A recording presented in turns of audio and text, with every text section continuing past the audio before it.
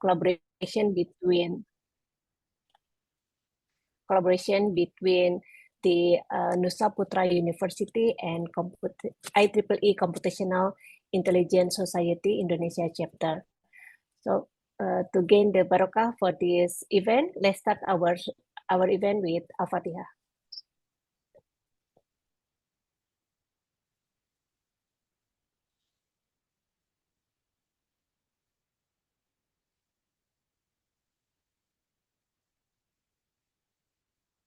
Alhamdulillahirrahmanirrahim. Today we have two speakers for our first webinar.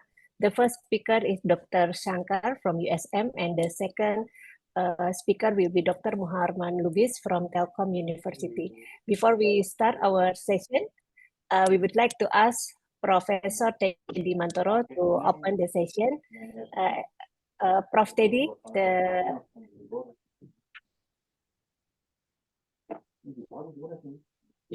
thank you very much, Dr. Dini. Assalamualaikum warahmatullahi wabarakatuh. Om Swastiastu, Namo Buddhaya, Salam Kebajikan.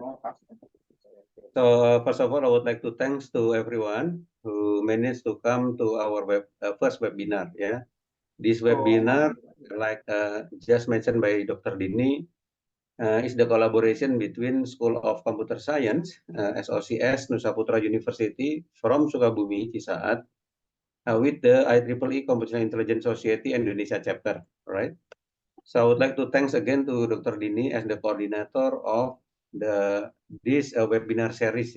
This is the first one of this year, and we expect another 2 weeks. We are going to running also the second series of this webinar. Today topic following the School of Computer Science. We concentrate only two things. The first one is go to the artificial intelligence, and the other one is goes to the cybersecurity. So today topic actually related with the cybersecurity. That's why our topic for today webinar, as you already received from our invitation, through a lot of WhatsApp group and other channels. The topic for tonight is building cyber resilience through defending against social engineering attacks. So I would like to thank also to a couple of my colleagues from School of Computer Science, Nusa Putra University, including Prof. Media Ayu and others, Dr. Umar and so on. So I saw a couple of them already here. And also a lot of my very special students, including also a couple of my colleagues, Prof. Daden also here. I saw he's also here, and so thanks to everyone again to join to this webinar. So Bapak Ibu, we are very honored actually to have very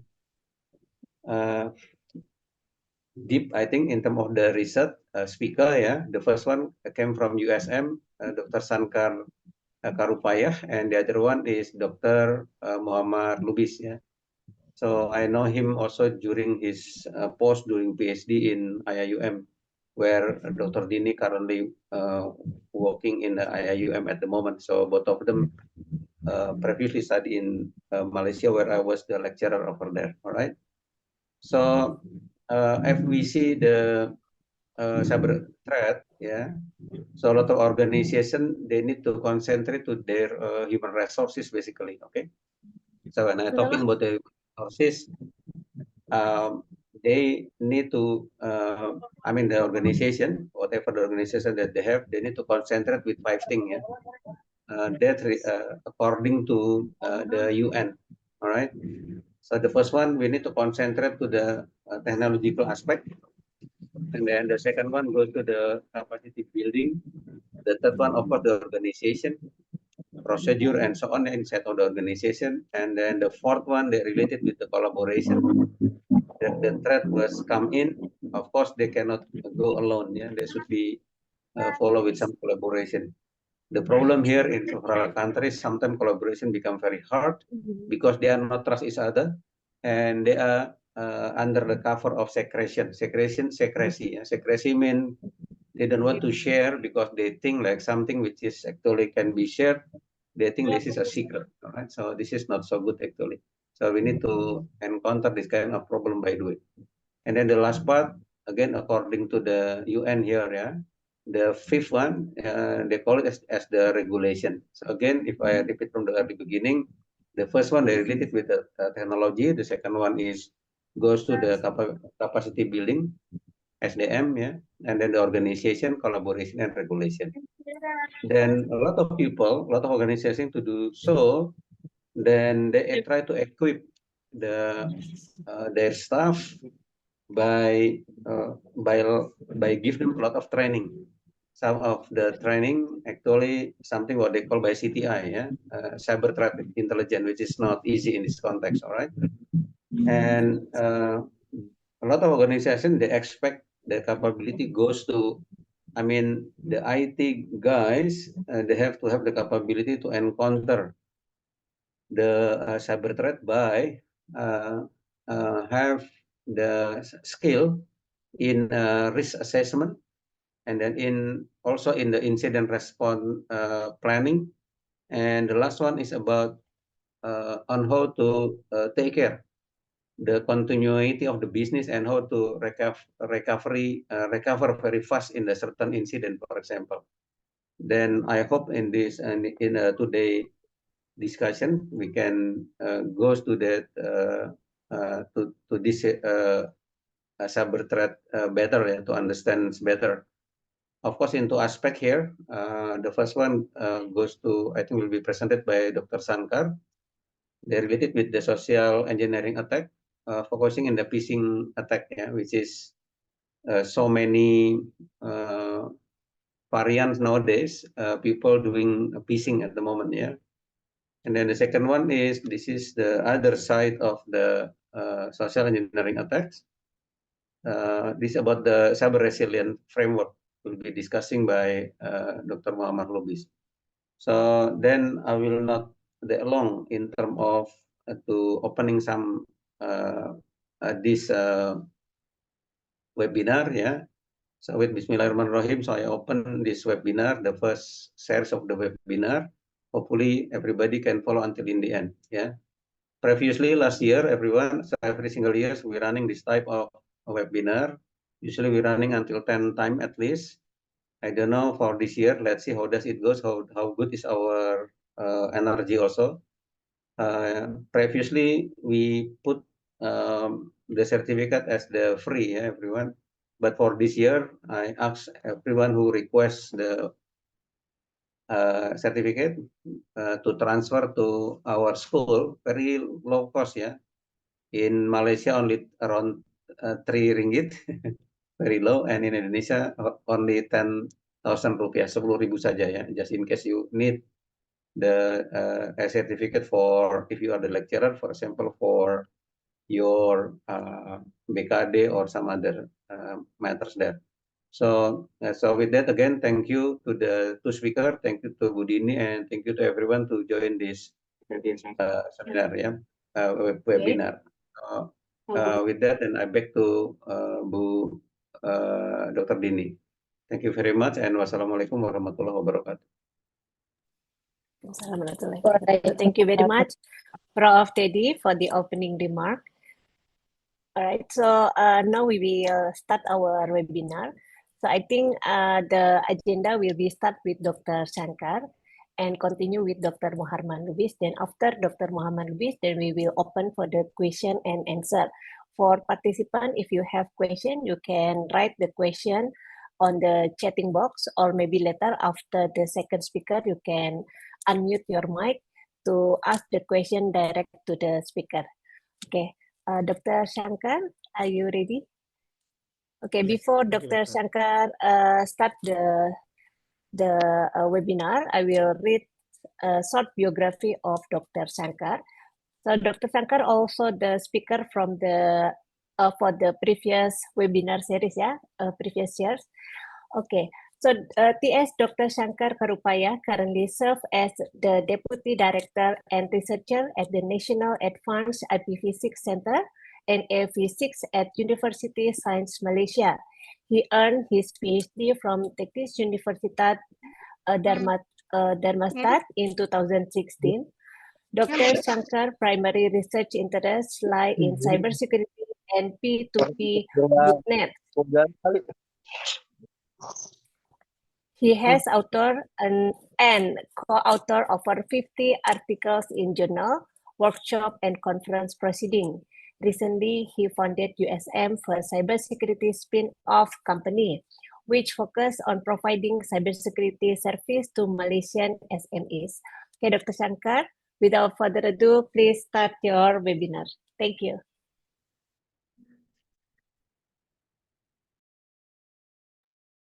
Thank you, Dr. Dini, and thank you, Prof. Teddy.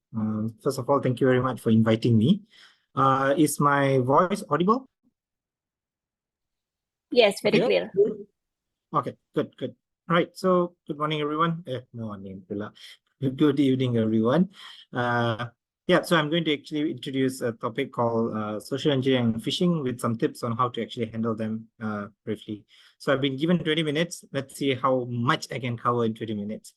Dr. Dini have already introduced myself. So yes, so my name is Shankar Karupaya. So my research domain is cybersecurity, malware, and IoT. And something more that I would like to share is that we recently kickstarted our spin-off company with our university that is focusing on cybersecurity services. So we're trying to provide services to our small and medium enterprises in Malaysia. So we have a startup company that's focusing on that. But I won't be talking much about that. The outline of my presentation today, very simple, some introduction about Indonesia and Malaysia, then going a bit on what is social engineering, and then immediately into how can we detect and also overcome social engineering attacks. And finally, there's a conclusion. The Q&A will have it after the second speaker. So let's look at some statistics. I think some of you have seen this kind of visualization. It's from digital reports. So as of January 2024, Indonesia has about 280 million population with 353 million cellular mobile connections, which immediately tells you that on average, you have more than one cellular connection that is registered per user. So people having more than one SIM cards in another word. But out of your 278 million population, you have about 66% of them that have access to internet as of now. So that's about 185 million. And in terms of social media identities, very close to 50%. So 50% of all Indonesians have a social media identity. Now, if you compare the statistics against Malaysia, we are very small. So Indonesia is 8 times more in terms of population compared to us. But the behavior that we see in terms of having multiple cellular connection is pretty much same. So we have 126% and 129%. So the behavior is pretty much same. The difference is that our percentage of internet access is pretty high, 97.4. But it's understandable because Indonesia is a huge nation. And I think one of the biggest challenges is you have a lot of islands that you have to actually interconnect. That's okay. But in terms of social media identities, we have 83%, so to say. So this is just to share how's the dynamics between both our countries. If you look into the online privacy and security, this is about how the people from those respective countries perceive. When we take Indonesia, 61% of the internet users are concerned about what is real and what is fake on the internet, meaning if someone receives a message, let it be on a mobile, via email or whatever it is, 60% of them are actually concerned. Is this really true? Is this fake news, right? And 36% are also concerned about how companies are using the online data. You're subscribing to something that is free. What is the company doing with my data, right? So 36% are concerned. 35% are actually declining cookies on website. So after the GDPR regulations enacted, what happens is that a lot of these online portals will ask you, would you like to allow cookies to track you to provide you better service and so on? 35% says no. So the remaining 60% don't care, most likely. They'll just press OK. But the 36% here are like, nope, I don't want them to actually track me. 40% of them use some kind of a tool to block advertisements. There could be some plugins, some softwares or subscriptions. And 32% uses VPN at least some of the time, right? Slightly different when you compare to Malaysia. So we have about 66% that's also concerned. but the number of percentage that are concerned about how companies might use their online data is about 40%. Decline cookies is also pretty much the same. But if you realize the percentage of those that are using tools to block advertisement as well as those that use VPN is relatively low compared to Indonesia. In other words, even though to summarize, it is actually a good indicator, if you ask me. Based on this report alone, it's a good indicator that people in Indonesia are actually quite concerned in terms of protecting themselves compared to what's actually happening in Malaysia. Only 33%, even though our population is smaller than you all, only 33% is actually concerned to use some kind of a tool. But then again, we need to look into the details of how the report is being done. Okay, moving forward, let's try to recap what has happened in the cyberspace of Indonesia. Maybe you might have heard this. In 2020, there was a data breach of Tokopedia. I think about 15 million user information, including password. My password hash has been leaked. Then Bank Indonesia was actually hacked by ransomware. This was actually verified. And most recently, I think you would have actually heard about this surat gacor, or rather defacement of websites, particularly on the government education institutions around Indonesia. So this has been happening. Now, it's not only limited to Indonesia, it's also happening in Malaysia. So there has been a public university that has been allegedly hacked with 1.1 million student info leaked online. AirAsia has been hit by ransomware attack. And recently, we might have heard that Malaysia has been very supportive or proactive against the Israel-Palestine war. And due to that, Malaysia has been targeted by cyber attacks, particularly on a team called Rootkit that has been targeting Malaysian firms and government entities. They started digging into government institutes and start defacing them and so on. And not only that, one of our large telco provider have also been allegedly hacked with some information leaked, but they were claiming that this was not the case, but it is what it is.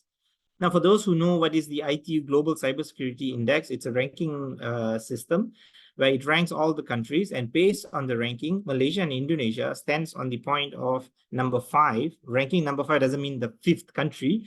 Many people share the same ranking. So, but still, considering we have hundreds of countries, we have Malaysia at ranking number 5 and Indonesia at ranking number 24. Now, considering that we're still high up in the ladder of the cybersecurity index, that means preparedness and so on, the question is, why are we still experiencing attacks and all these things that I've just highlighted 2 slides ago? Now, this image is, this cartoon is actually from 2014 report. Well, it's a cartoon that I would like to highlight in terms of IBM's 2014 Cybersecurity Intelligence Index, whereby they say 95% of all security incidents involve human error. So in this cartoon here, if you realize on the left, there's data security, which has the top-notch solution. So here in this corner, we have firewalls, encryption, antivirus software, etc. And in this corner, we have Dave. And here on the shirt, it's written human error. So it doesn't matter how much you're investing on the best technologies and so on, if the people are not aware, their awareness are not kept to the point that they should, it doesn't make a big difference, right? Now, those who are actually aware in the domain of cybersecurity, there's 3 major pillars. The first one is the people, the second one is the process, and the third one is technology. People is where we talk about this awareness, having qualified people, upskilling them, and making sure they have enough resources. In terms of process, we have management systems, governance frameworks, best practices, and IT audit. For example, ISO 27001, compliance to it will show that you have a minimum recognized standard that's being adhered by your company or institute. So all these things, so when you have people and process, only then you can actually deploy technologies that you have heard. You have a lot of open source solutions, you have proprietary solutions, but all these solutions you cannot deploy without competent people, with as well as the supporting processes that will enable you to actually have cybersecurity protection or good cybersecurity practices in your organization. With that, we are going to focus on the awareness part today, where we will focus on what is social engineering. So social engineering, the definition is the act of manipulating a person into knowingly or unknowingly giving up information. Sometimes they do say it's a people hacking technique. So you hack into a person to steal valuable information. And what can we do? We can do psychological manipulation. We can actually play around with their emotions, bermain dengan emosi. Or we are talking about trickery or deception for the purpose of information gathering. People just calling up and say, hey, I'm John from the IT department. I would like to check your password. What's your password? Things like that over the phone. All this can actually happen. So we know what is social engineering. So what is the goal behind it? The first goal behind it is to actually do sabotage. You would like to disrupt or corrupt data to cause harm or inconvenience. Second part is theft. You would like to steal information, either getting access into a system, a property or premise, or even money. So sometimes you get cheated with online banking applications and so on, you lose money, right? So there's two main goals of social engineering. And if we look into the types of attacks, there are quite a number of attacks that are falling under the umbrella of social engineering. The first one is called dumpster diving. So imagine that you have a company. Let's say you're working for the government, maybe for the military for that matter. If at all you have to actually discard your documents, right? You shouldn't just throw it in the dumpster or tong sampah in that matter, right? You should make sure that you have a habit of shredding the papers so that people cannot easily make do with what's happening. But the thing is, shredding itself doesn't guarantee you things. I mean, I know in the past few years, I've heard about the US Department of Defense coming up with competitions of computer vision or computer image recognition. So anyone who come up with an algorithm that can quickly reconstruct shredded papers into the original wording by matching the positions and so on, they are actually given a lot of prize money. Now, if you have that technology, if you scan all the shredded paper, you can actually reconstruct the original document, right? I don't know whether they were successful back then, but it's just a matter of time with ChatGPT 4.0 and so on. It's just a matter of time before all this can happen. So if you ask me, if you have to actually discard things, burn it maybe, right? The other example of social engineering would be eavesdropping. Just standing beside someone, trying to listen to what they are actually saying, or even just trying to peek across their shoulder, trying to peek around the shoulder to actually see the password and so on. Sometimes we have physical breaches or tailgating. Someone in front of you will use their access card to open the door, but the second person will hold the door and then come in. That's tailgating. Pretext calling.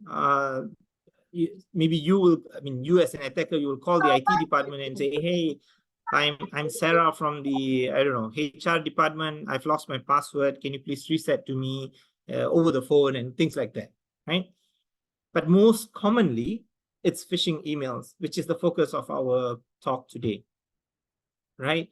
So what is a phishing email or attack? Phishing is a type of cyber attack that involves tricking individuals to provide sensitive information. So phishing actually stands for password phishing. But in this case, nowadays it has evolved a bit. It's not just password, everything else is also involved. So you need to actually forge a trusted identity first. That means maybe a bank, maybe your boss, they will actually forge the identity. They will send the messages by any means, maybe via email, via SMS, via WhatsApp. A small percentage of users or a percentage of users will trust the message and click on the contents or read the contents. Some of them may accidentally access a bogus website and enter their personal details. At this point, the attacker obtains the data and can use it for malicious purposes, right? And the process goes on and on. Some variants of phishing attack would be email phishing, spear phishing. The email phishing could be sending to everyone around the globe. Spear phishing could be sending email to only a particular company. Voice phishing is the process of making phone calls. I mean, there's a human operator that is trying to actually conduct phishing attack over the phone, right? So these are the common ones. Let's have a look at how a phishing attempt would look like. So these are all real things that have happened to me. I was lucky that I actually documented this back then. So I received an email that says, hey, your UOB is a bank, United Overseas Bank. Your UOB bank is inactive. Download the attachment to activate. So the moment you receive the email, I mean, you may be concerned because your now bank account is inactive. My salary may go inside this. So I decided to double click the attachment to open. So there is a PDF that says an incoming payment could not be processed. We noticed error in your profile and have suspended your account for reactivation. Immediately I felt, oh no. So they said, click the link below to restore your access and receive this payment. And the link looked legit, uob.com.my. That's pretty standard UOB link, right? So I clicked it.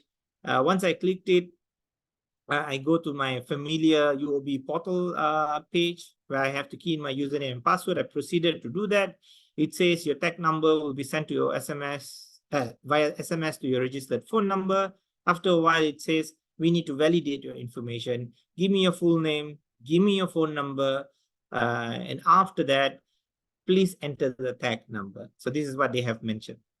Now, if you have keyed in the tag number that you would have received on your mobile and click submit, that's it. Everything will be gone from your mobile, from your bank account from that point onwards, right? Now, the thing is, I do not even have a UOB account. I just played with them to see how far this thing actually goes.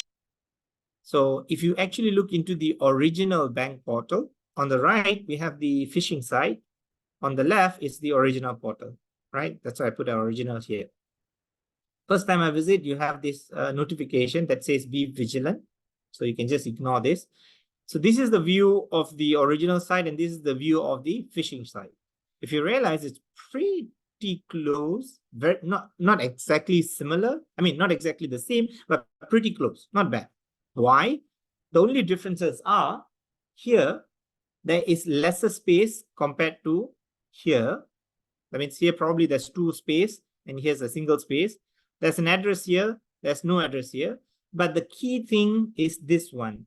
The URL states the original UOB portal, but here it goes somewhere in, I don't know, Serbia or something, .co.rs. So only if you were careful on this, you would have realized that this is a phishing site, right? Later, I'll give you a tip, a set of steps that you can follow to avoid being tricked, right? Because it's difficult to detect for untrained eyes, right? But you need to actually practice yourself. You need to help your family to practice as well as your peers or colleagues in that matter. Now, email is just one type of phishing attack. Sometimes you receive a lot of things via mobile phones. WhatsApp is very, very famous, at least in Malaysia. So that's pretty common. So what happened is that, again, this happened to me as well. I was on Facebook and I received this advertisement that says, hey, there's cleaning services for 20 ringgit for 2 hours. 20 ringgit for 2 hours means 60,000 rupiah for 2 hours. That's very, very, very, very cheap for Malaysia. So a lot of people were interested to know. So I clicked send message to see what's happening and so on. So I received a message on WhatsApp that says, thank you for choosing our service. Now download our official application, register as the member, and you get 50% discount. 50% discount means that for 30,000 rupiah, I can actually get someone to come and clean my house for 2 hours. That's really cheap. The thing is, they said you have to copy paste the link in a Google Chrome browser, which is an APK. So it's an Android phone. They're asking you to download an APK. Immediately after that, they will ask you to install. And after you install, they will say you have to pay this 10 ringgit through the app where you have this mobile online banking things all looking exactly as how it should be. And if you key in all this data, and then you would have lost all the money, like how other Malaysians have lost, where they have lost about 40,000, 20,000, 30,000 ringgit just because they actually fell for this scam, right? So tips, never ever install something .apk on your Android device if it is not from your Play Store. So, but the thing is, this is not something very, very new. In Indonesia, you would have seen something similar. It's the wedding invitation scam. You would have had someone says, hey, I'm getting married. Here's my wedding invitation in the form of a .apk. Please install it, and then you can actually see the details of our invitation and so on. There will be some sort of an invitation, yes, but what happens when you install is that they will have ability to look at whatever messages that are coming into your mobile phone, which includes tag number and so on. So you have to be careful when you're site loading Android applications or any application for that matter. Right?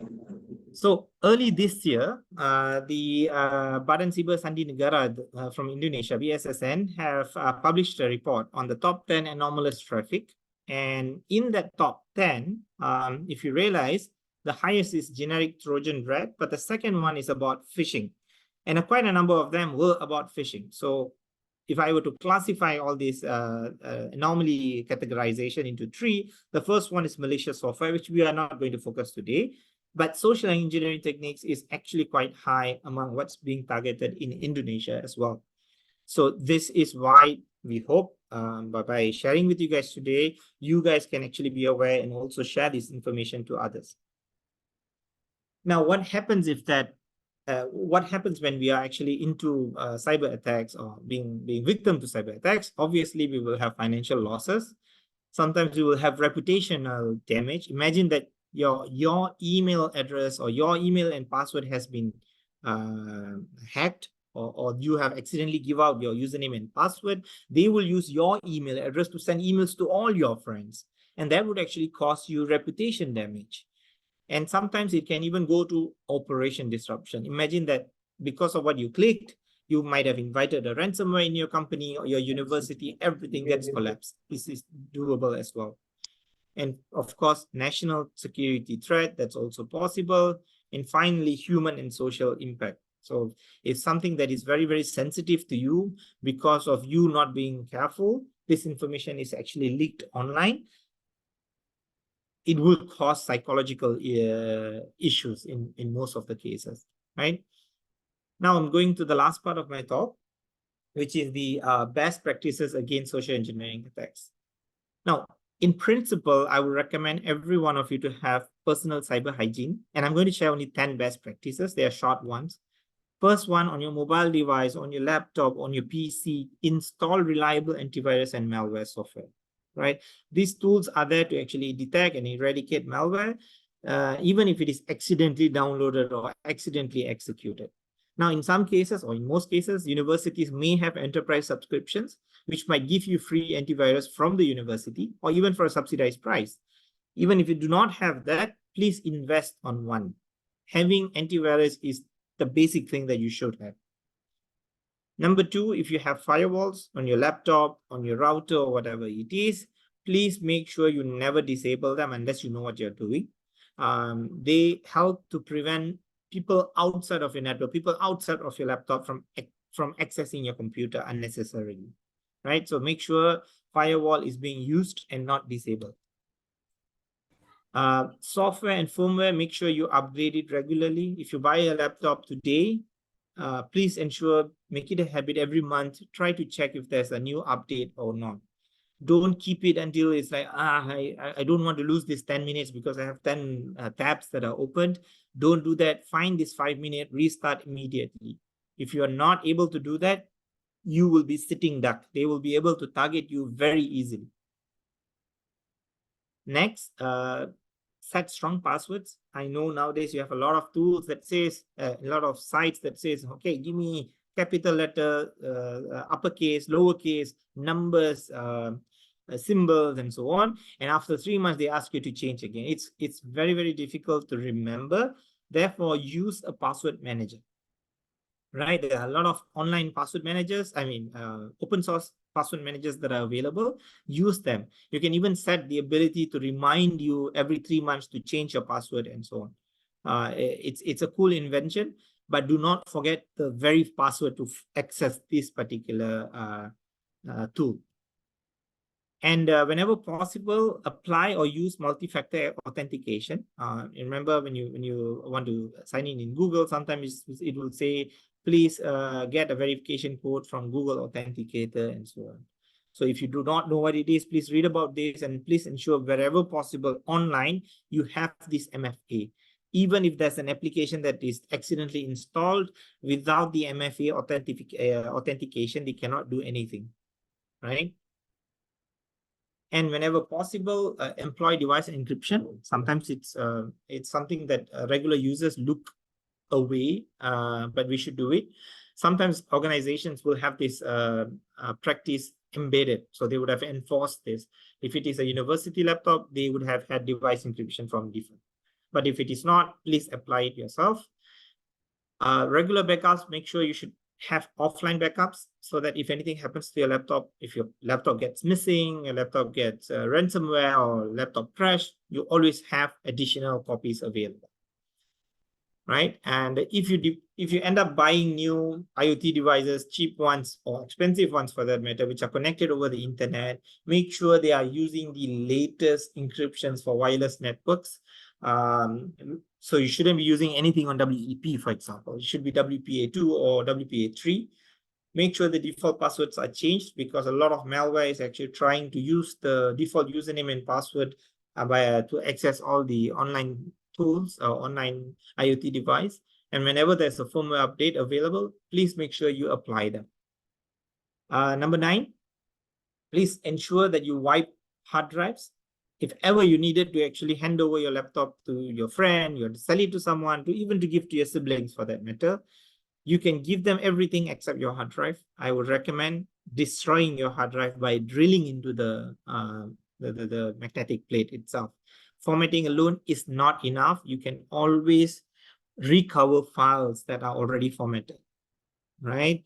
So if you have something sensitive, you want to be a bit paranoid.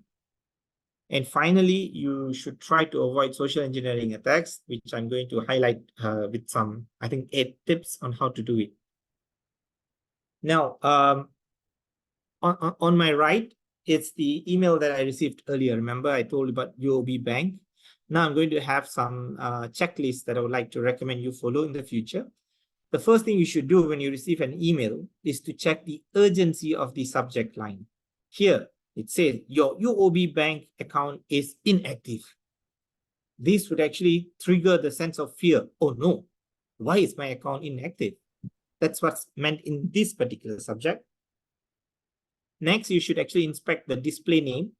Here it says United Overseas Bank, correct.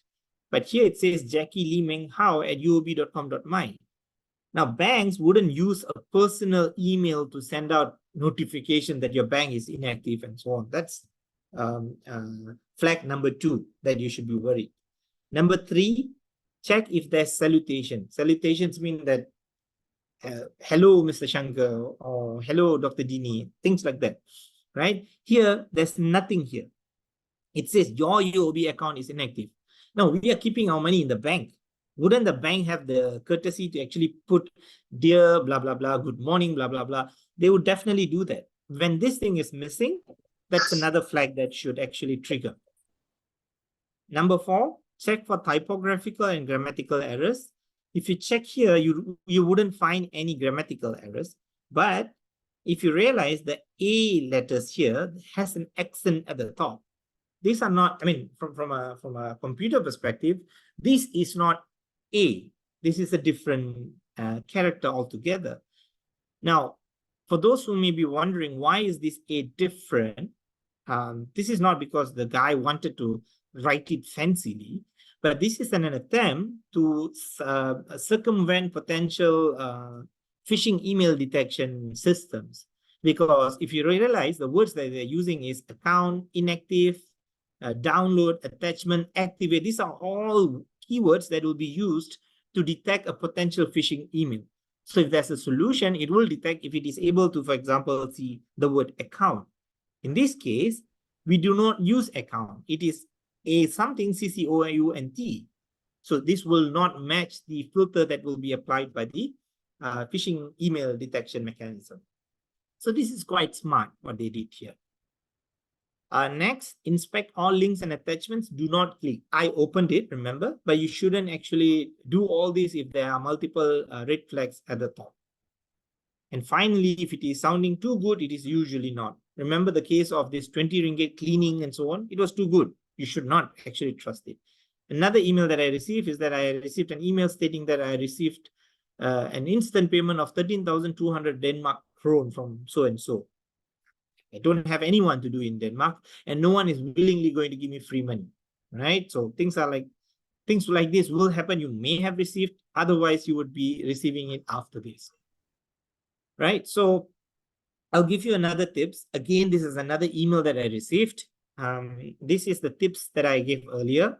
Let's try to match it with this email that I received. This is from PayPal, supposedly. Let's check the urgency of the subject line. Immediately it says important. You just change your password on your PayPal account from Mexico. Immediately you would have thought, oh, someone actually hacked in from Mexico. That's triggering panic and concern. Number 2, inspect the display name and email. Display name is PayPal, fine. Email, good game, well played, sempat22.com. This is definitely not PayPal, right? So this would have immediately triggered an error. I mean, a red flag. Number 3, check salutations. Hello, customer. They don't even know my name, right? So it's very generic, non-personalized salutation. This should be the case because they're sending to everyone. They wouldn't know who's the email of, for example, my email address over here, right? Number 4, check for typographical and grammatical errors. There's no grammatical error here, but if you realize Google Chrome would normally be written with capital G, capital C. In this case, it's not. And then if they ask you to click resolve now, instead of clicking, just put your mouse on top of that and you will see the link that is pointed to, right? So before you click, make sure you put your mouse on top and then you will see where it's pointing. In this case, again, it's a Twitter URL shortener service. You still don't know where it's pointing. I will show how this is done later, but just for now, know the fact that you just put your mouse on top and don't click it. And finally, if it is too good, it's usually not, right? So earlier I mentioned about here I mentioned that you shouldn't actually download the attachment, shouldn't open the attachments and so on. So what can we do? If we have links, we have attachments, what do we do? There is an online service called virustotal.com, right? It's free. You can upload any file that you have received or any file that you're suspicious about, any URL that you have received that you're suspicious about, upload it here and click scan. VirusTotal will go through the portal and then scan through with more than 90 antivirus engines, updated antivirus engines, and it will tell you if the file or the URL is flagged as malicious. So you can know before you even open the documents. Now, earlier I mentioned about these URL shorteners, right? So this is an example of a shortened URL. How do we know this is malicious? There are quite a number of services that will try to expand it. So you just copy this and put it in this website. So when you visit this website, you just enter the short URL, the one in red, you put it here, click expand. Immediately, it will expand it into the long form. This is an example, right?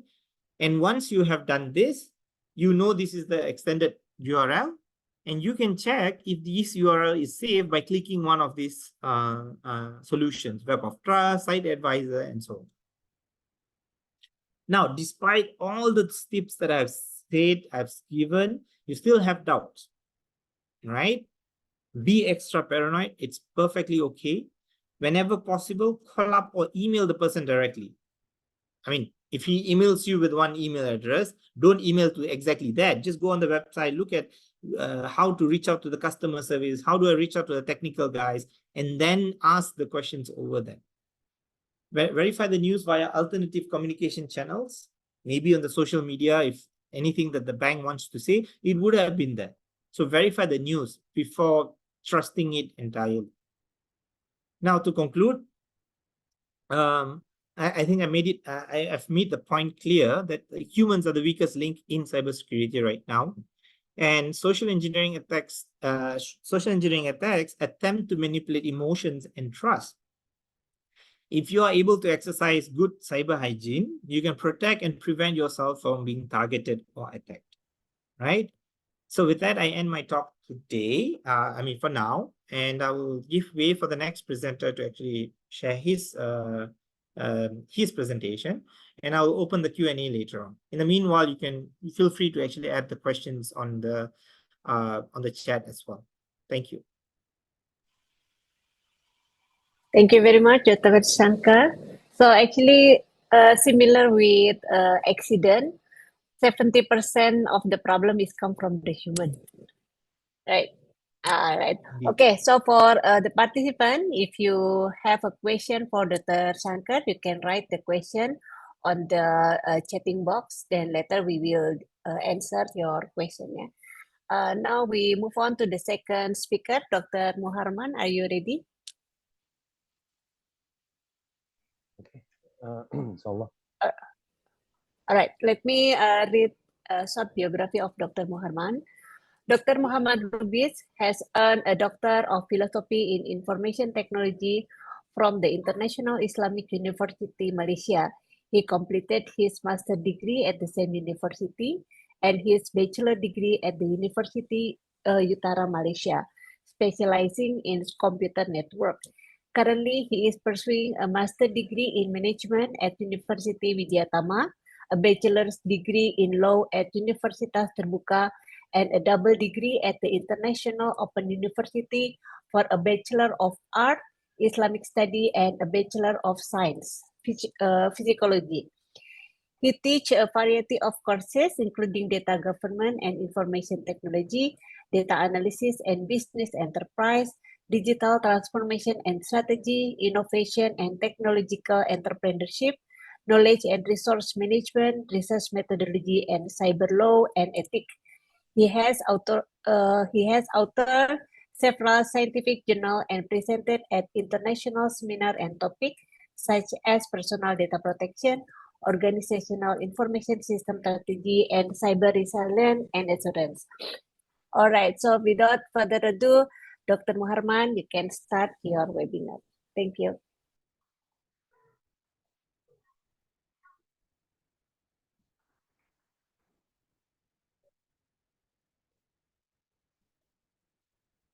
Okay. Bismillahirrahmanirrahim. Assalamualaikum warahmatullahi wabarakatuh. Okay. Tonight we'll present our paper in sustainability already published a year ago. A topic about counterattacking cyber threats framework for the future of security. So right now we will discuss regarding the resilience. So this is my profile. I was graduated from Malaysia, bachelor degree University Utara Malaysia in networking, and then master degree information system in IAUM, as well as my doctoral degree that focus in cyber law, my thesis. So this is, if you want to explore more regarding my research, I was working in various field, right now, especially in IS organizational strategy, as well as IT data governance. Previously, we are working in cyber resilience and assurance, as well as personal data. Okay, this is the several part, or several issue, that we want to tackle on. First, we want to introduce to you the framework, in regards to face the cyber threats that somehow right now is really massive, as well as adapt, with the utilization of technology by the user. And for the most part, it attack or targeted the normal people, or the people that have little knowledge regarding how to behave accordingly in the cyberspace. And then after that, we will focus to several elements that can improve our ability to predict, mitigate, respond, and recover regarding the incidents as well as the disaster. And then after that, we will focus to the accountability, the leadership, and innovation. It's not sufficient if we only depend on the technology. We need to coordinate ourselves, the human factor to other element or other factor, such as structure, such as the task, the responsibility, the hierarchy, to increase the ability to fight the cyber threats, as well as the strategic guidance that our framework offer in terms of strategic direction, in terms of the enhancement or the advancement of resilience. So right now, security somehow already become the topic, that many people aware about the importance. But beyond that, it should be life cycle. You cannot put the security strategy or security activity only in one way approach. You need to put it in the life cycle that continuous improvement should be there. So the level 1, level 2, level 3 until you become resilient as well as resistant. And another aspect that improve from the previous activity or previous strategy that you already working on. Okay, we need to understand what is it resiliency for. It is the ability for the organization, company, even to the individual to bounce back from the challenge, from the adversity as well as the setback that implicated by the threats or the incident of the cyber. Of course, it will involve the adaptability of ourselves as well as the organization to face, to anticipate the possibility of trauma, tragedy, as well as the significant source of the stress that that will come after that. And of course, we need to maintain the stability and healthy situation in our surrounding, by utilizing the strategy that align with our needs. As you can see in here, the synergy of cybersecurity, the capability, it can improve the sustainability. Like I said before, security should be put in the life cycle. So we need to identify the measure, the best practice from the other incidents before the kind of the similar incident might happen to ourselves. As well as we need to do collaborative information sharing, of course, with the limited or the negotiated process, you cannot disclose every information to the others. But at a certain situation, we need to make sure the other trust we as well, trust us as well.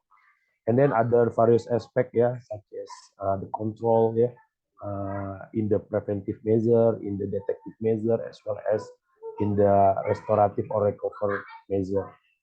Digitization capability as well, we need to consider, as well as the other strategy that can improve the resilience. Resilience is not the kind of ability that suddenly we get. It should be long way process, by demonstrating, by implementing security life cycle in our domain. Okay, like I said before, it's not sufficient if you only depend to the technology to prevent cybersecurity attacks or incidents. We need to have awareness, we have to have culture, especially after you increase the awareness, you make sure, you ensure the staff, the employee understand the implication, the consequences by having the incident internally or externally. It can elevate it to culture, yeah, and then after that it can also become the resilience, yeah. It's around 3 iteration or 4 iteration before we can have kind of resilience ability. And by having this one, we, like I said before, we also can collaborate, yeah, to enhance the strategy, yeah, by having collaboration, and then as well as to improve the reputation. So because of this, the approach should be dynamic, yeah. We need to identify in the first phase the digital skill, the digital competency that should be on our organization, because yeah, we have the limited resource, we have the limited ability, and it is really difficult to protect all the assets, yeah. So because of this, we need to identify the priority. We need to identify the security layer, yeah, the security parameter. We need to choose what is it the importance assets that we need to protect, yeah, by having the hierarchy, let's say like sensitive, confidential or secret information that we want to protect. And then by having the strategy, we also can building our informational posture, yeah. It is like try to persuade the other to not attack us at immediate time, yeah. Let's say if you see the strong people, yeah, the one that have, let's say, many friends, many colleagues going together, work together, so you will have the you do not want to attack, yeah, those kind of person, yeah, because it can give it you back the bad thing, yeah, because they have many friends, yeah, they really strong, yeah. Similar like this one, yeah. Why we have this kind of strategy to have the informational posture, to do not invite the other to attack us, because if the other feel it's easy to attack, it's easy to enter our security domain, yeah, it is really difficult, yeah, to to to defend ourselves. And then after that, we need to analyze, yeah, the threats, the risks, yeah, that might emerge, yeah, including values, malware, phishing attacks. And then after that, we develop the threat response, integrate into our security strategy, enhance readiness, flexibility, as well as promote participation and collaboration. There are several reasons, yeah, that it is really important, yeah, to combat with the kind of attacks, cyber attacks, especially for the social engineering, because it's really important for us to protecting our personal and organizational data, because if those attacks lead to the data breach, identity theft, yeah, financial fraud, or other serious consequences, it can become it can jeopardize, yeah, it can become the disaster to our organization, yeah. Let's say like the others do not want to collaborate with us, the others do not trust us, so it's really difficult for us to provide the service to the other if because it's related to the reputation, yeah. It's similar like when you falling down, yeah, maybe the physique, the heart, yeah, the heart is not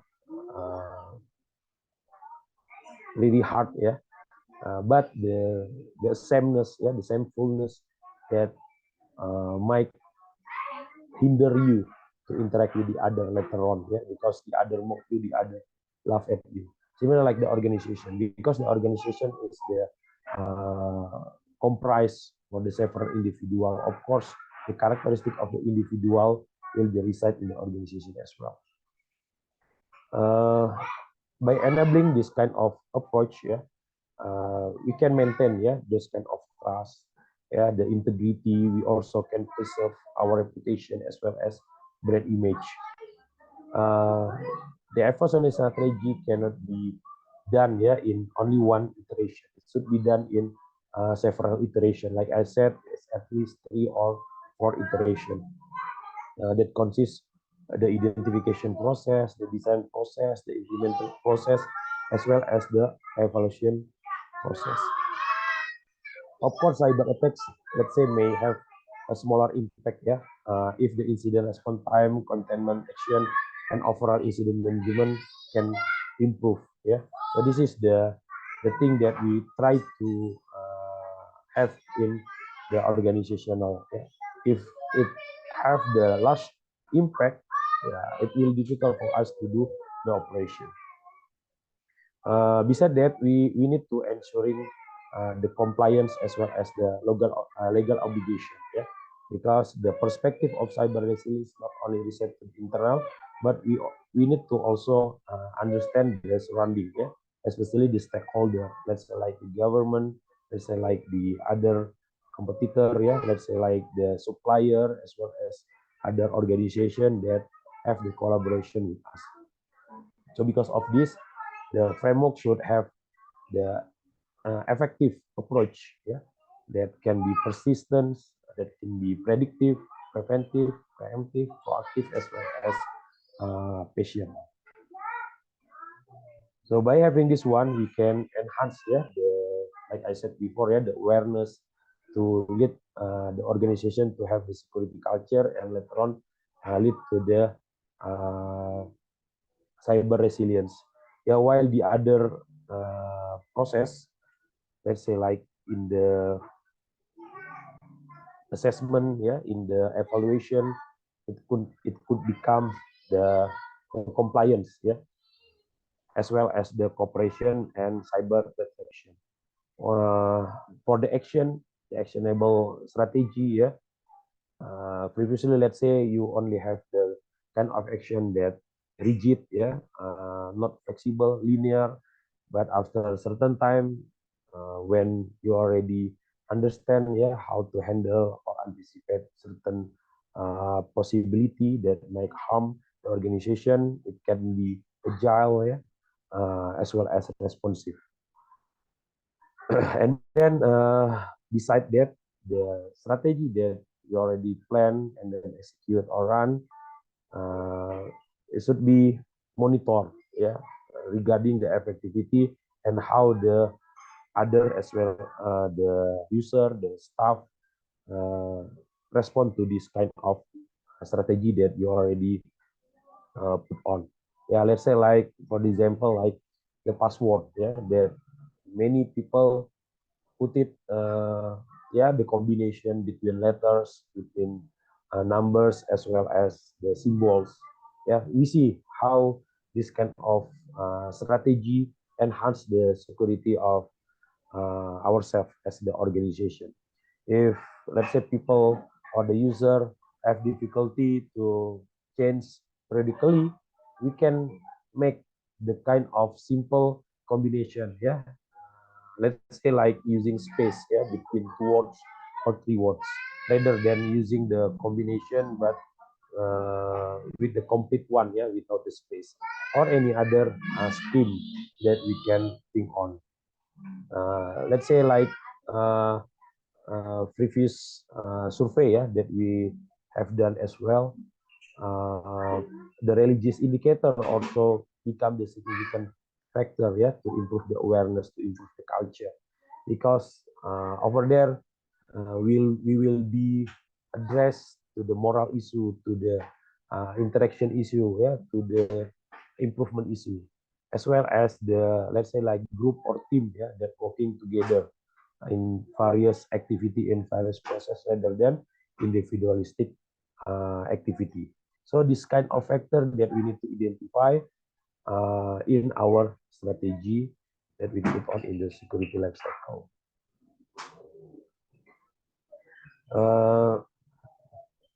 A series of procedure, to examine the relationship between digitalization capability and cybersecurity resilience is kind of cycling, yeah, that we need to put parallel with the security life cycle, because this is the process, yeah, to identify the issue, to identify the capability, yeah, to identify the resource that we have, because even though the strategy is really good, yeah, the strategy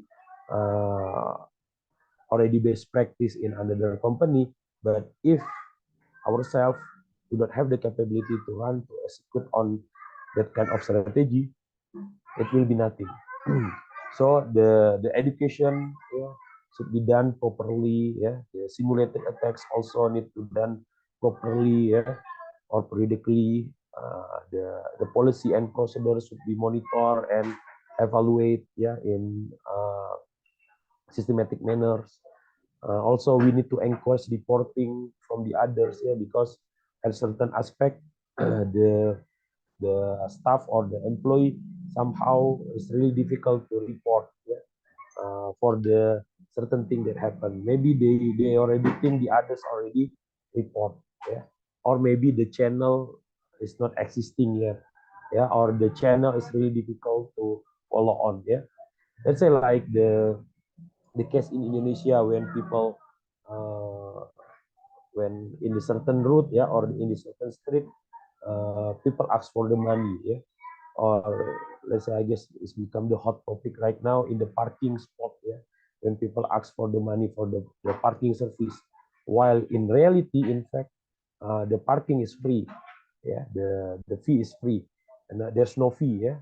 You can park, let's say in front of minimart, yeah, but uh, in this situation, yeah, people just reluctant to report, yeah, to the police, yeah. Why? We need to identify why this case happened, yeah. This kind of fraud, yeah. Similar in any organization, we need to understand why the people difficult to report, yeah. We need to encourage them by having, let's say, the channel, the easy reporting process, yeah. Let's say maybe one number or one WhatsApp number, let's say, yeah, that really responsive, yeah, to check or identify whether the kind of incident or fraud exists in certain location. And then we also need to implement, yeah, technical control, yeah. Yeah, this is, I guess, many organizations already done this one really good, yeah. The filtering process, the email, yeah, the authentication, endpoint protection software, yeah, multi-factor authentication by using the combination, yeah, between PIN, the generate PIN, as well as the physical device and the password, even to access the simple thing like let's say like the portal or learning management system, yeah, or certification is already good, yeah. But the others that we need to enhance beside the technology, yeah, the human factor itself, yeah. Let's say like the critical thinking, yeah, because even though the technology already there, but the process is not encouraged, the process is not improved, it's really difficult. So we need to encourage the critical thinking, yeah, that push, yeah, the employee or the staff to take action before the incident. Okay, so this is the model, yeah. You need to collaborate people, strategy, process, technology, as well as the culture. Yeah, of course, yeah, regularly monitor system for unusual activity, yeah, or for the suspicious activity that happen. Yeah, we need to conduct the audit or the assessment or the yeah, simple reporting, yeah, to identify whether it's become the vulnerability internally, whether it could be exploited by the others, yeah, especially the external or even in the internal, yeah, because from the various survey we know, yeah, for sure that the incident happen around 80% until 9% because of the human factor. Yeah, especially the employee, the staff in our organization. Yeah, maybe they forget something, they just give it to the others. Yeah, or they access the secret information from their device. Yeah, without using certain authentication. I guess everybody know. Yeah, the what do you call it? The foreign minister from the US. Yeah? The woman, I guess whose name Hillary Clinton.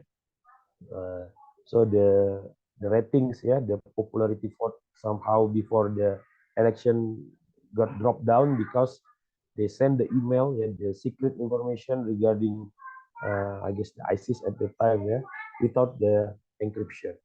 So it somehow make the citizens really angry, because he is not concerned regarding the secret, the information that should be secret, especially related to the government information. So we need to make sure, this kind of process become the pattern, become the habits, become the routines, insights among the staff, among the employee. And after this Dr. one, Muhammad, you have 2 minutes left. After that, of course, the monitoring should be done, for having the continuous improvement, So by implementing, this comprehensive or collaborative strategy, of course, at the first, let's say it's fail, there are bottlenecks. It's okay, we evaluate from the fail, we evaluate from the bottleneck for the deadlock to enhance the kind of adaptability from the employee, and then ultimately it can reduce the risk of failing victim to the manipulation, to the deception, to the lies or to the fraud, because the others already understand this kind of activity, this kind of stand should be improved or should be considered. So I guess this is the framework that we want to introduce. There are 3 phases in here. The first one, the seal, we need to protect, defense the assets, the intellectuality, the surrounding, the environment from the organization by having the awareness, management, and protection. After that, the transition, capability and principles should be there, to enhance the policy as well as the culture to be ready to the launch.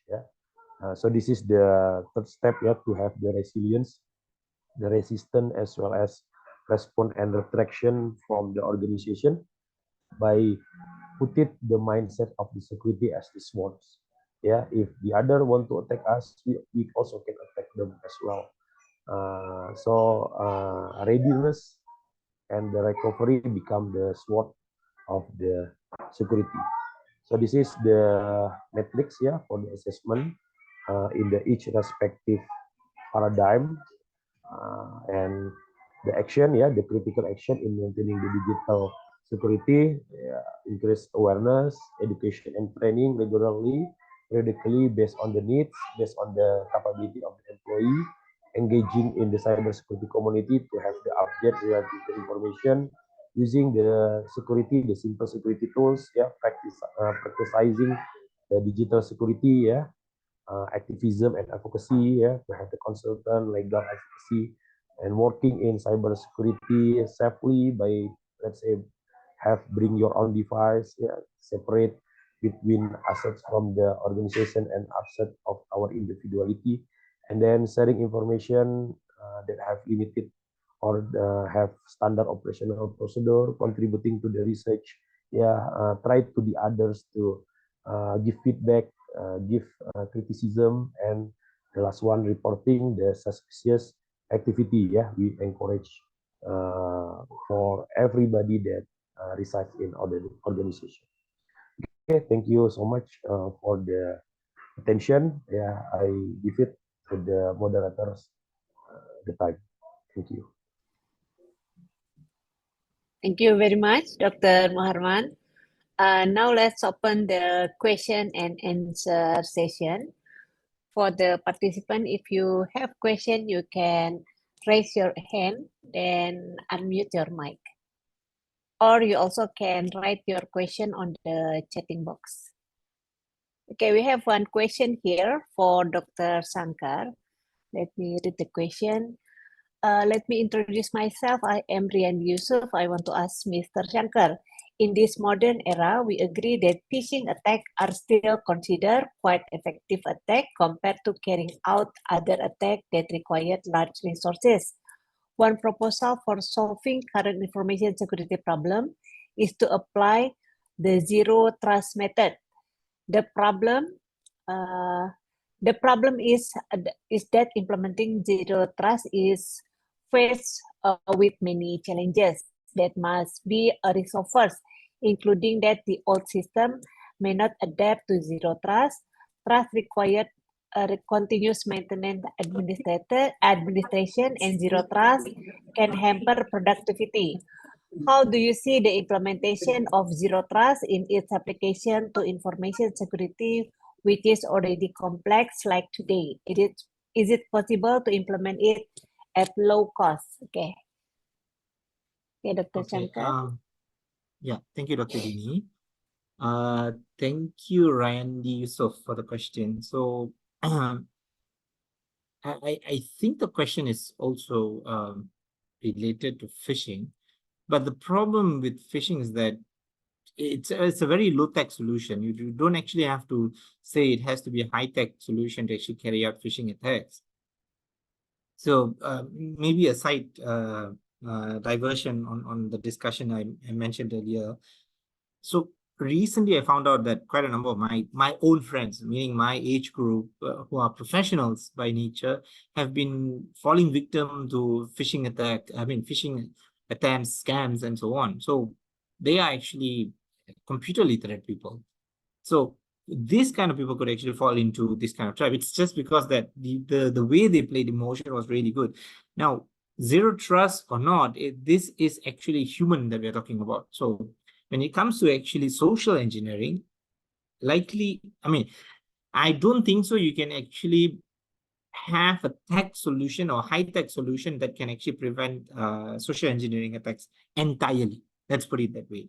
But if the question that you asked was just on the zero trust itself, whether we can actually have zero trust for information security with low cost, if that's your question, I think it's a bit difficult.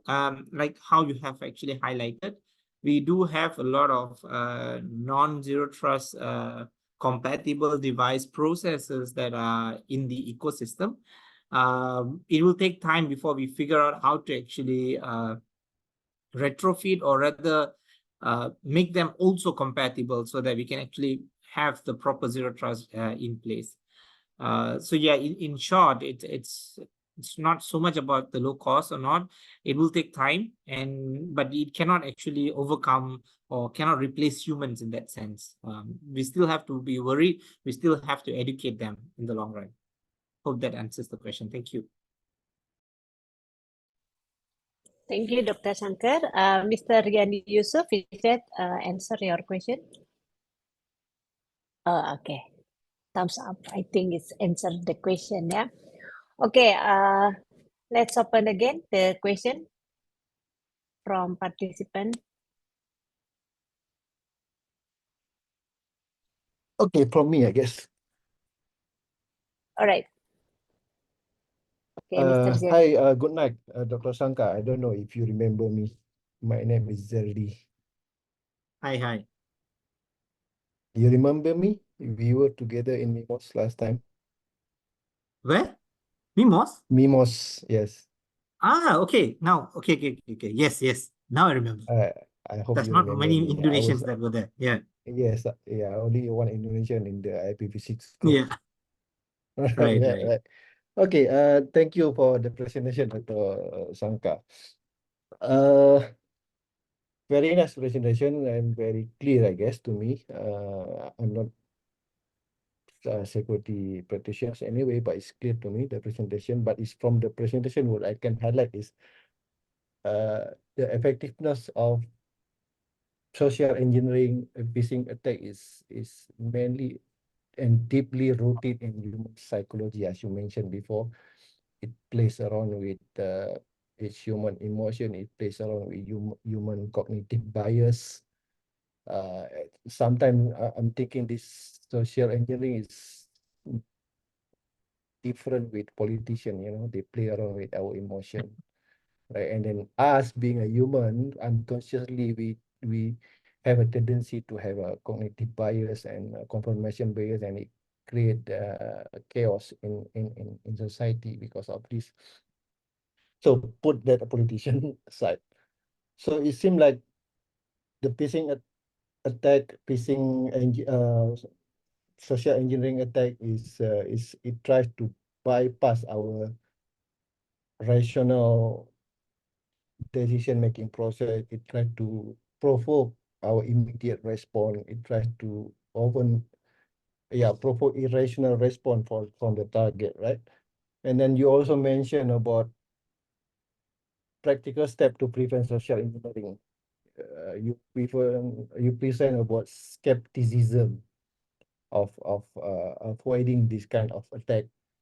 Now, but in my opinion, avoid to avoid or to fight against social engineering, not simply to develop practical what do you call, I would say, all those that you have presented is more than that. Is we need to develop it as a culture, and then because sometimes human emotion is sometimes you cannot control. Without the culture, it happen. You can avoid now, but it's happen again later, right? Especially, I mean, when you are talking about organization, this will be very much impactful. If once this happen, some small mistake by an employee who doesn't have this kind of culture, then it will give very bad impact to the government, to the society, to the organization. I mean, company, in my opinion. So my question is, what do you think? How can an organization can create a culture of this attitude, culture of skepticism, a critical thinking that empowers to question and to verify unexpected or suspicious communication through email, to any means, so that it can at least doesn't bring the bad damage to the organization.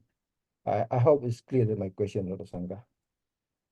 Okay, thank you, Mr. Zaldi. So the question is, what can an organization do from their capacity to not to say prevent, but more of instilling awareness on the employees? Am I right? Interpreting your question? Right, building the culture, basically. Okay, this, I'll give you two answers. The first answer is my honest personal answer is, I think if you're asking organizations to do it, I think it's a bit too late. This thing should have been instilled at the university or even the school level itself. Of course, back then we didn't have the, how do I say, we were not fortunate to have it at our school level back then. But nowadays, younger generation should actually do it, because everyone is connected over the internet. They need to be aware from day one. Whenever they are actually embracing the internet, they should be, it's like, let's say, memandu, so to say. Before you start getting to use the internet, you need to pass this exam where you are aware of how to think about social engineering and so on. That's my personal opinion. But the second, the professional answer is yes, organizations can still try to instill. I mean, we cannot control everyone. You still want to focus and control the damages within your organization. Let's put it that way.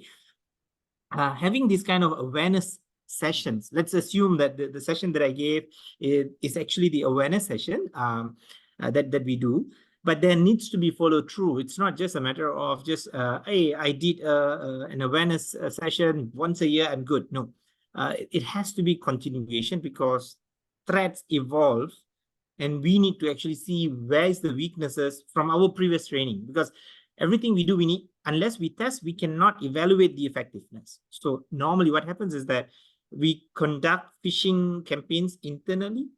So I earlier mentioned about us having our spin-off company. So we are also organizing phishing campaigns within the organization itself, meaning maybe you're the boss of your company. Let's take Mimos for that matter as an example.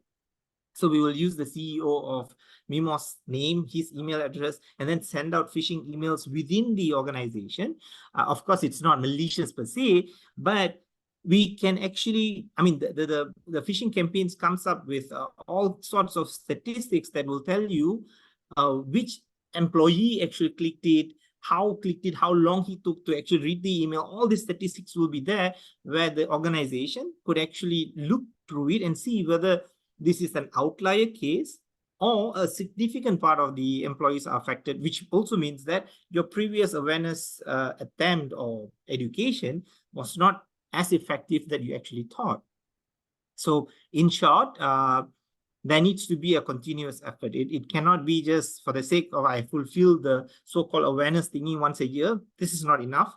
It has to be continuous, and we need to follow up. If we do have a segment of the company or the employees that are weak or falling victim to our testing subsequently, we should further educate them, explain to them the implications of you falling victim.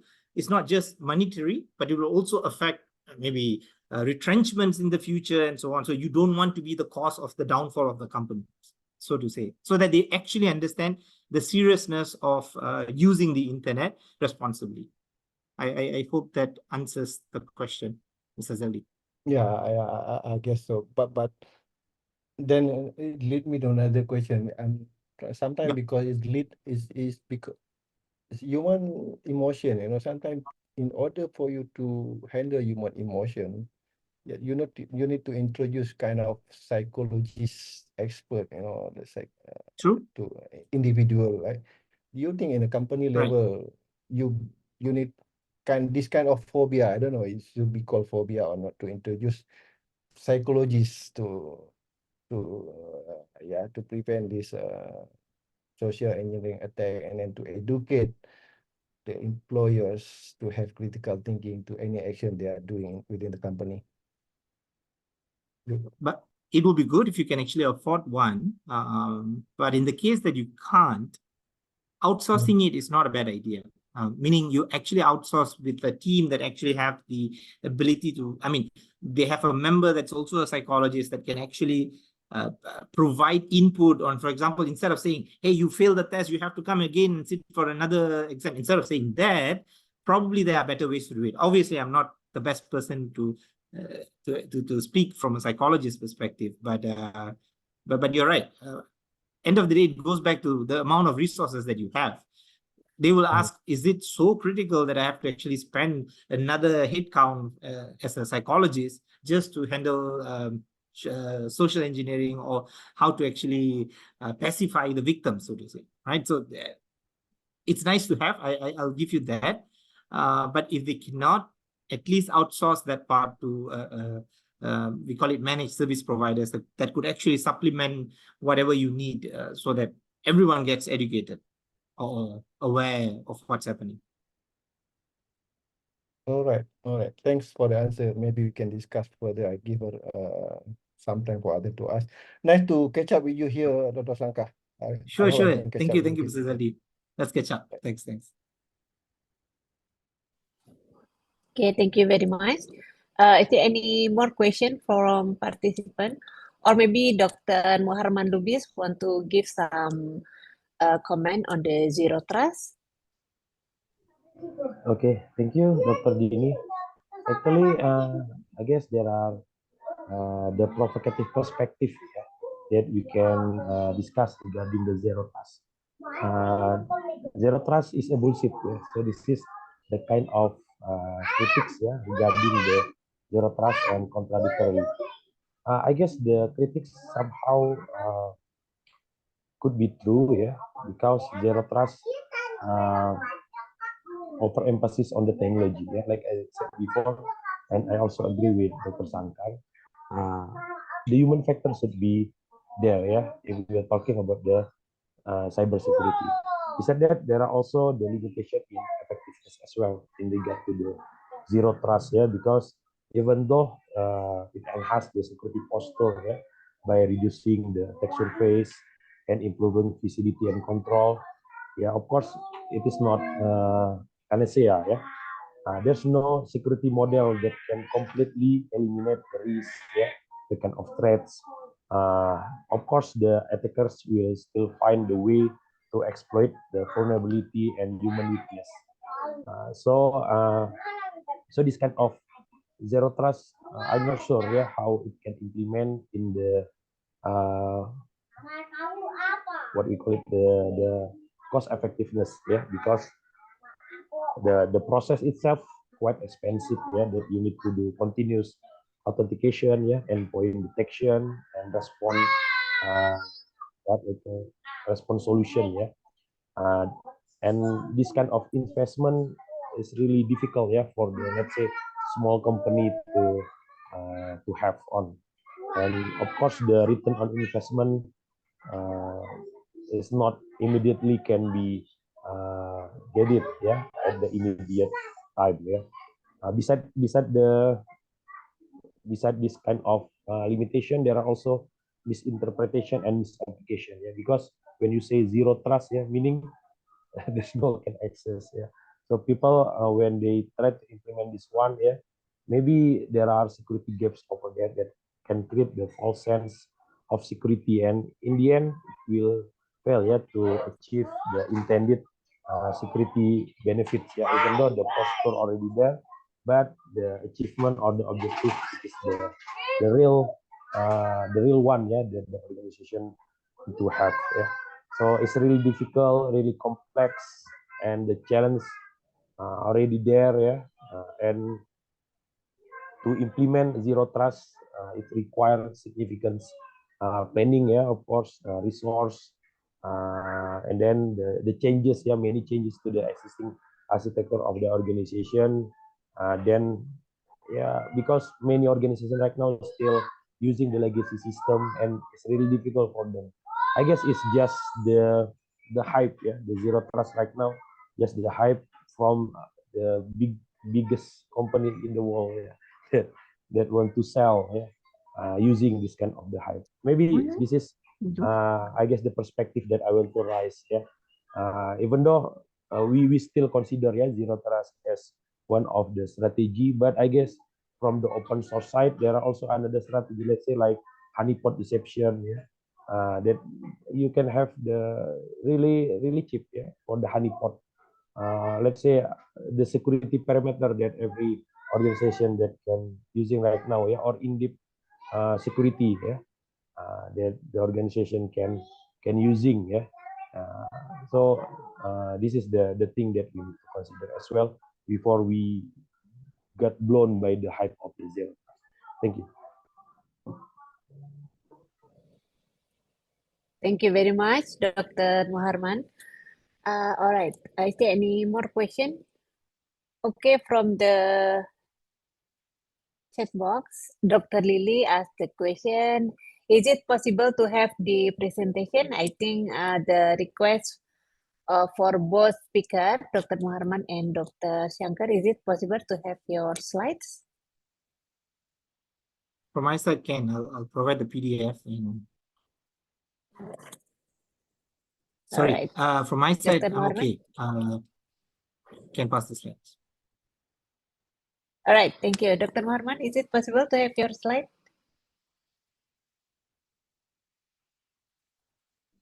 Okay, I will send right now to you, Dr. Dini. All right, okay. All right, maybe later I will compile the slide through Ibu Rizkia, and Dr. Lily will get the slide from Ibu Rizkia, yeah. Is there any more question from participant?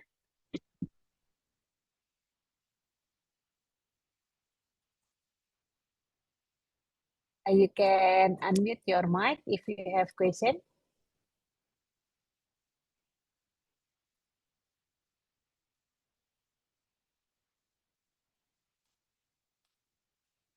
Okay, if no question, then I will call Prof. Teddy to give some comment for this the first webinar. Okay, thank you, Dr. Dini. I would like to thanks also to both speaker. So before I give the comment, maybe during this, I prepare also a couple small slide, by the way. So what I'm going to do, let me sharing with everybody here what is School of Computer Science. Inside there, I'm going to share with you about the question from Pak Randi, previously about the zero trust. Why? Because we have one of our lecturer. He actually considered as one of the experts in the zero trust. He already running their business more than 20 years, including he's Italian, by the way, and he stay in Malta, and he running his business in Indonesia, in Singapore, and also in Malaysia and other countries, by the way. So he is one of our lecturer. I'm going to show you also for that part. So let me introduce you a couple of things about our school. Let me share with you the conference. So our school every single years we running a international conference. This already indexing by Scopus, by the way. And this conference always running in the overseas, in Malaysia, in Singapore, and also in Thailand. And this year we plan to running it in Jeddah in Saudi Arabia. So for those who are active researcher, we encouraging everyone here to submit their paper, and then we're going to publish it in through the CIS channel through IEEE, by the way. Okay. And this is the first one. The second one, if I click here, can you see my sharing screen, Dr. Dini? Yes, Prof. Okay. So everyone, like I mentioned earlier, this is all the event that we already running previously. This is 2023. So talking about generative AI, next round, another 2 weeks, we're going to discuss about the predictive AI, how to develop prompt, and so on, And this is collaborate with the IEEE Compositional Intelligence Society Indonesia chapter, where actually since 2019, I'm still the chair also for this society. And some other thing you are free to browse our website, by the way. All right. This is 2022. So yeah, some of you I think aware also. This is Dr. Pratama. He's our lecturer also. In the same time, he study also with us at the moment. All right. This is Dr. Pratama and so on. Couple speaker from US also, and so on. And this is Dr. Dini, one of his her expertise actually in the systematic literature review. So quite interesting. Every single years, usually someone asks us, especially PhD student, usually they ask us if we can running also the what do you call it, the systematic literature review. All right. And this is 2001 and so on. So you are free to explore, by the way, couple activity that we have previously. Now, let me introduce to everyone here our school, very brief here, less than 5 minutes, I hope, or within 5 minutes also, 5 minutes, I think. So,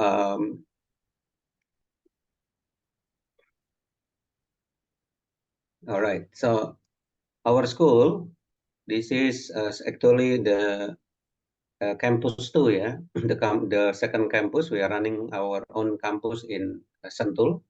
And this original campus actually in Cisaat close to the village outside of the city of Sukabumi, okay? And this is the conference that I mentioned earlier. And this is quite interesting thing. We're running the master degree. This is the 6 years Anjir, of kompas our... tadi ayam itu ya. Itu ketinggalan tuh ya. Can you mute? All right. Yes.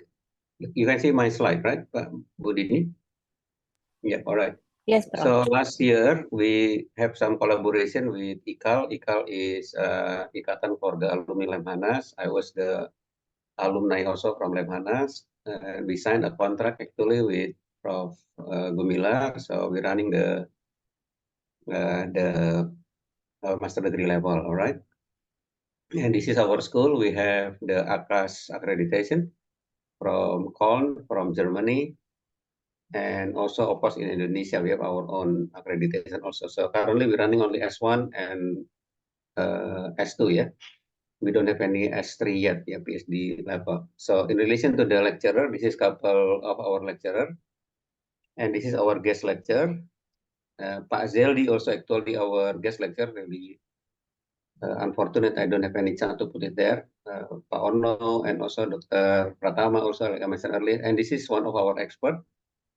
Dr. Antonio, usually they teach about the zero trust. So he also have their own equipment to make sure the malware will not work here. Yeah. In our school, we teach also about how to develop a malware, but only for a very specific need. Yeah. We are not teaching it for general purpose, by the way. So here also there is Gerard Borg. This is also from Australian National University, right?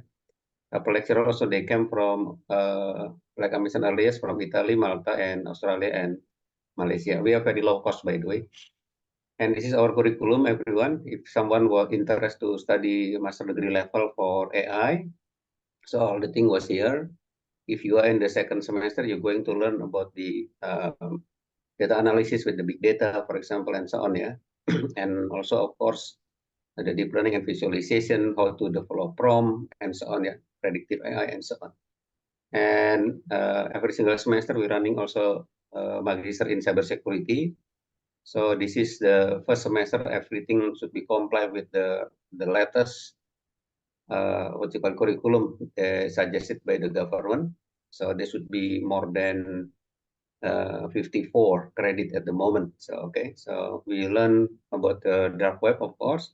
We prepare all the thing. If someone, for example, want to develop the ransomware zero-day malware, for example, so they come to this class also, by the way. So and so on. Yeah, we have a very strong lecturer. Some of the lecturer that supposedly to be here, they asked not to put it here. Yeah, but actually he is a couple of people who consider as a strong guy who teaching in this part, by the way. Information security management, we teach the student. If, for example, the cyber war happens, so they learn about the ISL, International Humanitarian Law. So if, for example, the country they declare a war, so the rest would be follow, yeah, declaring as the neutral countries. So then everything they need to learn inside here. Okay, and this is the class that we have, yeah, in Pabrik in Diponegoro. Some of the students, some participant here. And this is actually the list of them, but I don't want to sharing it with you yet at the moment, everyone. And this is another class, yeah, that we collaborate with one other higher education in Sumarekon. And also this is our campus in Cisaat Sukabumi, yeah. This is the thing, yeah. And we are currently develop our new campus in Circuit Sentul. So this one, all our preparation at the moment. So go back to the S1, this bachelor degree and in computer science, yeah, and bachelor degree in information system, but we narrowing down to AI and cybersecurity. We only concentrate with two. Yeah. So if someone asks what is our accreditation, like I mentioned earlier, so this is our accreditation, and this is our accreditation from outside there, yeah, from Köln at the moment, ACAS, yeah. This is the requirement if, for example, you have a family and they want to study S1, bachelor degree level in our campus, right? Someone usually asks how much is it expensive study with us? Most our class we using English. Yeah, but if there is some request from the certain community that we need to deliver only in Bahasa Indonesia, so we prepare also. Yeah, it depend on the student, by the way. For the postgraduate degree, they have to use English as the media for the communication. You see here, Sistem Informasi and Teknik Informatika on the 3,000, 3,600,600 very cheap one. Yeah, this is in maybe in Jakarta or in Bogor. We consider as the lower cost one with the high quality one. All right. Master degree also quite low here, and we also prepare the fast track from S1 goes to the S2. Okay, I think that's the 3, 4, 5 minute introduction of our school with all the activity that we have. And as I mentioned earlier, we also running the international conference that I just mentioned to you. Yeah. So I think that's all from my side, Bu Dini. My comment just now is about the zero trust. Hopefully, when our building was there, so hopefully we have our own lab that concentrate with the zero trust with a special devices. Yeah, this device considered as military proven. Yeah, so they already tested. It's already running more than 20 years, like I mentioned earlier. The name of the company actually Blue 5. So if you browsing Blue 5, you will see like the zero trust was implemented quite well over there. Right. Okay, so back to Bu Dini. Oke, untuk kita kali ini dialami sama wawa aku yang minta disebut namanya Sarah dari Jawa. By the way, Dr. Sankar, one of our lecturer, is Dr. Rahmat. Yeah, Prof. Rahmat in Saudi at the moment, and he actually supposedly come here, join us. He also teaching with us computer and network security, but really unfortunately he cannot join. I think you know him Yes, quite well, right? yes. He was our deputy director back then. Yeah. Yeah, sure. Yep. When I was there, I know this position together with Yes, others. Yeah. Okay. Yeah, back to Dr. Dini. Okay, thank you, Prof. So I think we are in the end of our session. Before we end, let me share the certificate for our speaker.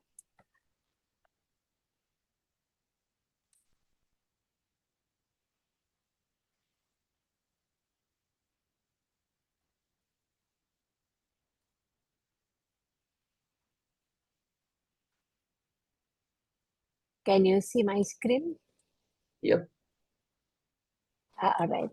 Okay, so later the certificate will be shared to our both speaker, ya, Dr. Shankar and Dr. Muharman Lubis. Okay, so on behalf of organization, it is my pleasure to present the certificate of appreciation to Dr. Shankar Karupaya and Dr. Muharman Lubis. This certificate is awarded in recognition of your invaluable contribution and insightful presentation at our first webinar series in 2024, held on 15 June 2024. Your expertise and dedication have greatly enriched our event, and we are truly grateful for your participation. Thank you for sharing your knowledge and experience with us. Okay, I think before we end our session, as usual, we would like to take a picture for our documentation. So maybe for all the participants, I would like to request to open the camera.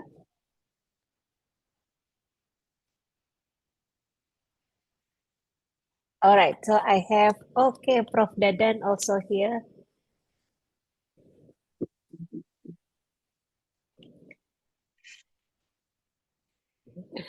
Okay. Okay, so for the bachelor degree information, maybe later Ibu Rizkia can answer the question from the participant. Yeah. Okay, we have 6 windows here. I will start count for the windows number 1. Get ready. Windows number 1. 1, 2, 3. Windows number 2. Get ready. 1, 2, 3. Right. Windows number 3. Get ready. 1, 2, 3. Okay, Windows number 4. 1, 2, 3. Windows number 5.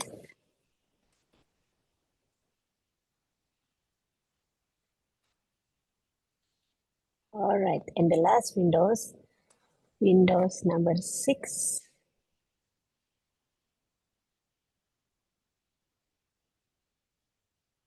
Okay. All right, I think we are in the end of our session. Thank you very much for the participation. So we have 79 participants at the moment. I think previously we have around 86. Maybe some of the participants already left. Once again, thank you very much. On behalf of organization, the organizer of this webinar, I would like to appreciate all the participants who still spend your time to join our session for this for today webinar. Yeah, thank you very much and apologize for all the shortcomings. See you in the second webinar, inshallah, in the next 2 weeks from now. Assalamualaikum warahmatullahi wabarakatuh. Waalaikumsalam warahmatullahi wabarakatuh. Waalaikumsalam. Terima kasih. Bye all. Good night. Thank you, Prof. Dadan. Wah, Prof. Dadan. Dr. Norman, terima kasih. Selamat malam, Prof. Salam. Ya, siap, dokter.